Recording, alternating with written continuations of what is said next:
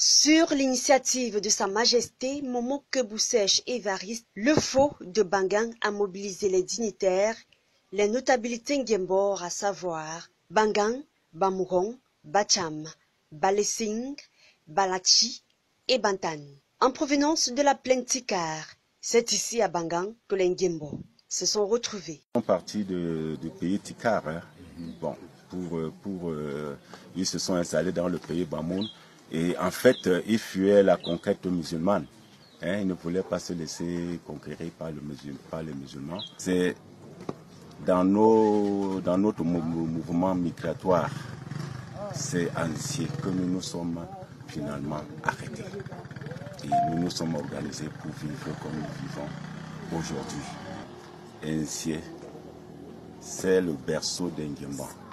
C'est à partir d'Ainsié que toutes les chefferies Nguemba de la région se sont formées. Aucun peuple ne peut se développer avec la culture des autres. Le peuple Nguembor, en particulier les Bangang, retourne à la source et renoue avec sa tradition. Sur l'ère de renaissance culturelle prônée par son roi depuis son intronisation, il est accompagné dans cet élan par ses fils et filles. Vous savez, Sa Majesté le chef supérieur roi de Bangang a placé son règne sous la renaissance culturelle et le développement dans l'amour. Et en tant qu'acteur de développement, nous devons l'accompagner dans cette philosophie, dans cette vision. Pendant une semaine, les notabilités et les hommes valides Nguembor ont relooké l'ouvrage de franchissement Tumla conformément à leur tradition. Chaque année. Mais cette année, j'ai plutôt apporté une innovation à ce que nous avons coutume de faire. Parce que chaque année, au mois de juillet, le deuxième météancé, parce que notre calendrier traditionnel n'est pas comme le calendrier romain que nous utilisons au Cameroun. C'est une semaine de 8 jours. Le seul jour indiqué, c'est météancé. On attache le pont, parce que c'est un pont que nos aïeux avaient construit pour s'installer sur les terres. Cette terre est créée Bangang. Après, Bangang a donné naissance à un peuple qui s'appelle le peuple Nguemba, constitué des Bacham, Baleseng, Bamougon, Balachi et de la chefferie de 3 degrés de Bantan. Après la traversée de ce pont historique, il se ressource de bénédiction à ce lieu sacré entier avant de prendre la direction de la place de l'ancienne chefferie Bangang au village Bantier, d'où ne peut accéder le roi. Il doit recevoir la caravane à mi-chemin.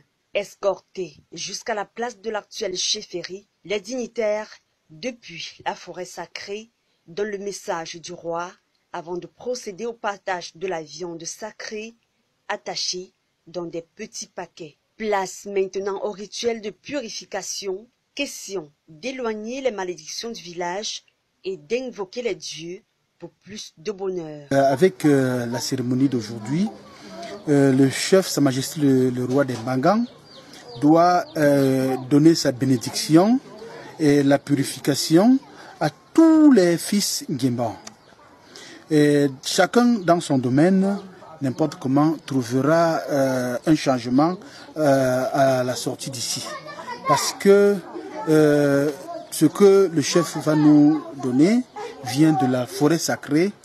Et vous savez, il est le 19e roi des Bangang. Et cette bénédiction, je peux vous dire qu'elle est celle de tous les 19 rois qui ont déjà été sur le trône. J'ai procédé à une cérémonie de purification.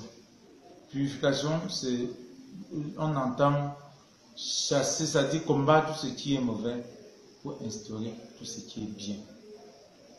Parce que vous savez, Dieu crée son être humain bien, mais il y a souvent des êtres, des méchants, des gens qui sont mal intentionnés, qui perturbent leur vie.